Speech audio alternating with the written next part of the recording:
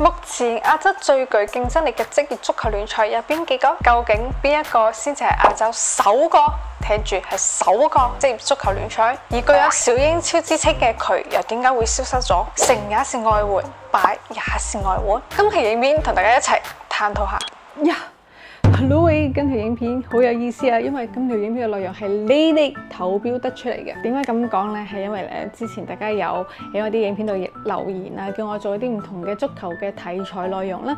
咁我就喺上面揀咗兩個出嚟，然之後再進行投票嘅，然之後就得出呢一個結果啦。講咁多就係想話俾大家知，你哋嘅留言咧我係會睇嘅，同埋我真係會喺你哋留言入面揀出你哋想聽嘅內容，然之後再做成影片嘅呢。每日講到做到。呀，廢話少講，開始。目前亞洲公認嘅頂級足球聯賽有邊幾個？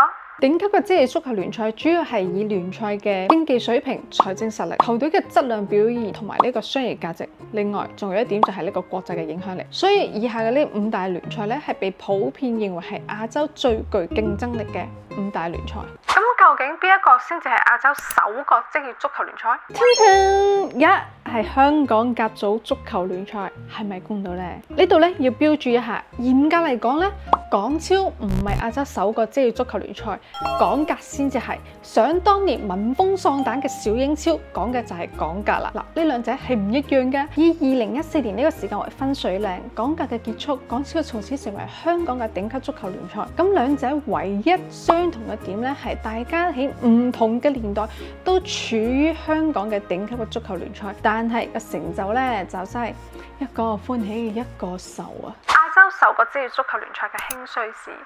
香港嘅甲組職業足球聯賽咧成立於1908年，但係我哋嘅時間要翻去1842年開始講起。當時由於清朝政府同大英帝國簽署咗呢個南京條約，香港島就歸咗俾大英帝國管治。就喺嗰陣時，英國就將呢個現代足球咧就帶到嚟香港啦。嗱，英治時期嘅第44年，班英軍同埋啲商人咧，每日就嘆奶茶食多士，覺得人生毫無意義，於是佢哋就雄心壯志咁樣要成立一支全亞洲最耐而又最廢嘅足球會。冇錯，大家都知噶啦，香港足球會。至於有幾廢？嗱，香港足球會呢個組織咧，一開始咧，佢哋係用嚟組織駐港英籍唔同嘅足球會踢一啲友誼波咁樣嘅。佢哋呢啲友誼賽事就已經踢咗10年啦，10年過去咗，係時候要將呢個興趣變現啦，明唔明啊？於是亞洲第一個足球錦標賽咧就成立啦，亦即係當時嘅銀牌賽。嗱，主辦方咧見呢場賽事咧，嗰個反應大家都唔錯啊，於是佢哋秉承住錢係揾唔晒嘅，只會越揾越多嘅呢一個優良嘅傳統。咁其實諗下，嗰個年代嘅香港足球會都唔係好廢啫。到咗1908年就籌辦咗呢個甲組足球聯賽啦。話一開始你哋唔係以為呢一隻 game 你哋華人有得玩啦，諗都唔好諗啊！當時參加呢個聯賽嘅得8支球隊嘅啫，就分別係英國嘅陸軍啦、炮軍啦、海軍啦，同埋軍醫，仲有連工程部都唔放過。然之後另外3支球會咧，就係一啲外籍人士嘅一啲，例如傳教會啊或者慈善組織啊等等，就冇你哋華人嘅。其實都可以理解嘅，因為當時咧華人對於足球嘅興趣咧係冇咁強烈㗎啦。嗰陣大家嘅娛樂節目主要係以排球啦、麻雀、唱曲、捉棋為主嘅，有翻少少氣力啊，都出去揾翻幾啖食啦，邊有時間去關心呢啲足球啊？華人冇得參與呢個聯賽，就唔代表冇華人嘅足球隊。1904年，首支華人足球隊誕生啦，就係南華足球隊。咁直到幾耐，華人先至有資格可以參加呢一個甲組嘅職業足球聯賽呢？10年之後。1918到1919賽季，南華咧就加入咗呢個甲組嘅聯賽啦。直到23-24賽季咧，南華咧仲成為咗首支奪得呢個甲組聯賽冠軍嘅華人球隊。慢慢咁樣就越嚟越多華人球隊咧就出現喺呢個港甲上面啦。港甲呢個聯賽嘅頂峰時期咧係喺1950到1980年代，風靡全港嘅七華會咧就百花齊放啦，分別有南華、東方、光華、熱刺、星島、中華以及九巴嘅。呢個聯賽嘅影響力可比今時今日嘅日職聯啊，而啲球迷撲飛嘅程度啊，香港人對於足球賽事嘅狂熱可以由每年過百萬嘅觀眾數字得到證明。而由1972年起，每年本地波同埋外國球隊訪問香港嘅賽事收入，平均都有800萬元以上嘅。每逢假期有重要嘅賽事上演能夠容納28000人嘅政府大球場必定爆棚咁滯添。遇啱一啲號召力強大嘅隊伍對壘嗰場球賽就會引起呢個撲飛嘅狂潮。嗰啲真係狂熱嘅球迷，甚至可以連工都唔返，飯都唔食，一早就去排隊輪波飛㗎啦。1977年，香港曾經喺世界盃外圍賽獲得小組冠軍，風光一時。上個月，香港足球代表隊喺新加坡獲得世界盃亞洲區第一組外圍賽嘅冠軍。返到香港咧，受到萬千球迷熱烈歡迎。佢哋喺決賽嗰度咧，係以1-0擊敗主辦國新加坡國家隊而榮登冠軍寶座嘅。成也是外援，敗也是外援。俗語有云：創業容易啊，守業難啦。港劇嘅衰落源於86-87賽季，足總會推出咗呢個3年全華班嘅政策，令到當時以外援為主嘅一啲球會咧就相當之不滿啦，甚至嬲到有啲球會要正式宣布退出呢個聯賽添。咁究竟點解球會會咁嬲呢？皆因咧起初嘅香港嘅球壇咧對於外援咧係無限制嘅。你試諗一下，一支球隊11個上場，11個都係外援都夠膽死嘅。咁後尾咧慢慢發展到咧，例如就出咗一啲政策，就係注9上6，又或者注6上3呢一啲咁嘅政策。咁點解咧？即係例如你報備你支球隊有9個外援，但係你上場咧就只可以上6個，咁樣就叫做注9上6咁嘅意思啦。明唔明？其實睇翻外援嘅呢一個演變咧，係可以理解嘅。你試諗一下，當年嘅秋華會可以踢港格嘅時候，如果你嘅球隊唔備翻幾個外援嘅話咧，你真係喺球場又唔使打，明唔明啊？你知道你對嘅個對手係乜嘢？係英國嘅陸軍啦、炮軍啦，哇！點打？根本冇得打，明唔明啊？當我第一場去到球場報到嘅時候咧，見到嗰隊陸軍，見到嗰啲陸軍嘅球員咧就非常之高大嘅，咁而我就即係自己都會有咁嘅怯場。不過凡事都有兩面性嘅，外援對於球隊係好係壞呢？好難講啊！嗱，雖然咧備翻1-2個外援咧，你可以令到支球隊咧有翻少少安全感，但係外援嘅嗰一度嘅支出咧，就成為一個球會嘅重擔，真係重擔。目前啊，一般外援嘅月薪咧係2萬至到5萬銀不等。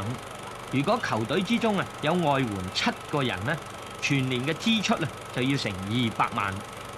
球季到今日為止咧，每隊甲組球隊啊，平均咧就只有160萬左右嘅門券收入，僅僅係足夠支付外援嘅薪酬。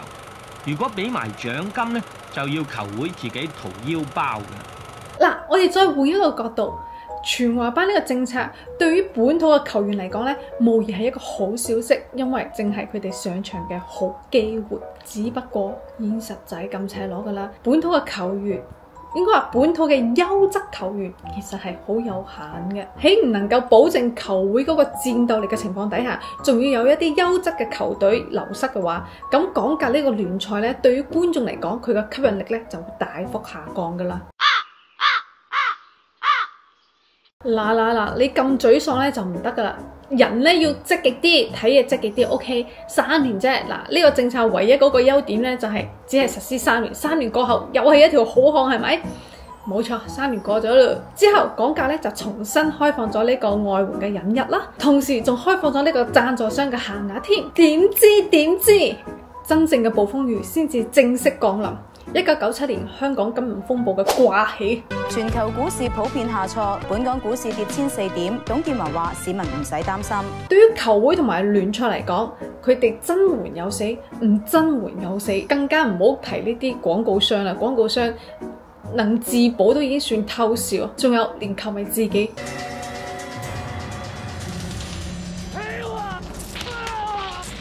嗱，去到呢度咧，我好想提一提題外話，係講以前嘅香港嘅港產片啦，有幾以前咧，即係許冠文、許冠傑嗰個年代咧。如果真係，我好推介大家去睇一睇，你就可以感受到咩叫做獅子山精神嘅啦，嗰種香港人精神，你明唔明啊？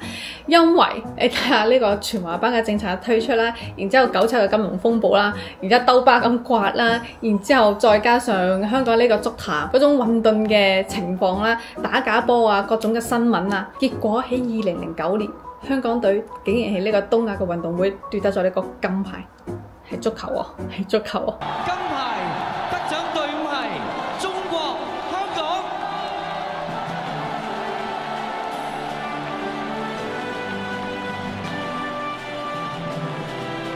嗱，有咗呢個金牌嘅加持咧，香港嘅足壇咧就開始雄心壯志啦，決定要推出5年一個小目標唔係1個億，5年之內提升香港嘅足球水平。咁具體呢個水平去到邊度呢？個成果去到邊度呢？後面再話俾大家知。咁結果佢哋做咗個咩措施呢？推出個咩項目呢？就係呢一個鳳凰計劃啦。淨係單純聽呢個計劃個名啊，都可想而知佢哋等錢要等幾多。鳳凰喎，鳳凰喎，浴火重生喎。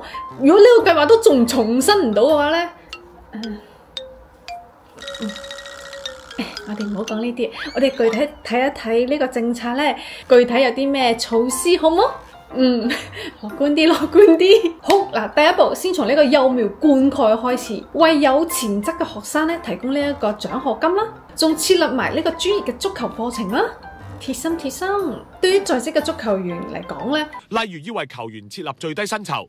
喺監管之下，嘗試引入足球博彩，甚至提議吸納業餘嘅聯賽同足總嘅低級別聯賽接軌。足球場唔夠，擴建3倍。一不做二不休，不如直接將個聯賽都 upgrade 埋。你哋覺得點？2012年終於成立咗香港全新超級足球聯賽，哇！簡稱港超。咁而原本嘅乙級聯賽咧就升到上去甲級聯賽啦，咁即係話去到2014年，香港甲組足球聯賽咧就已經結束咗啦。所以今時今日嘅甲級聯賽就唔係以前嘅嗰個甲級聯賽係啦。好啦，哇咁快5年時間已經過去咗啦，我哋一齊嚟睇一睇呢個5年計劃，亦即係呢個鳳凰計劃嘅成績係點啦。最後嘅成果係呢5年入面，令到香港嘅足球場比香港嘅球隊仲要多。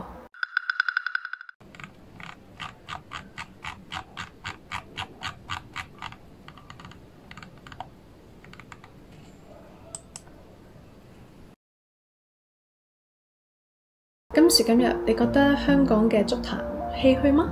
我覺得唏噓㗎。不過通過今年2月份發生嘅種種嘅事情，壓抑過後嘅我，對於唏噓嘅睇法又唔同咗啦。唏噓證明曾經輝煌過嘛。人一世物一世，不論任何事，精彩過不枉此行。我哋下期再見，拜。Nani？我錄完咗，我先發覺我個咪冇開啊！個咪冇開啊！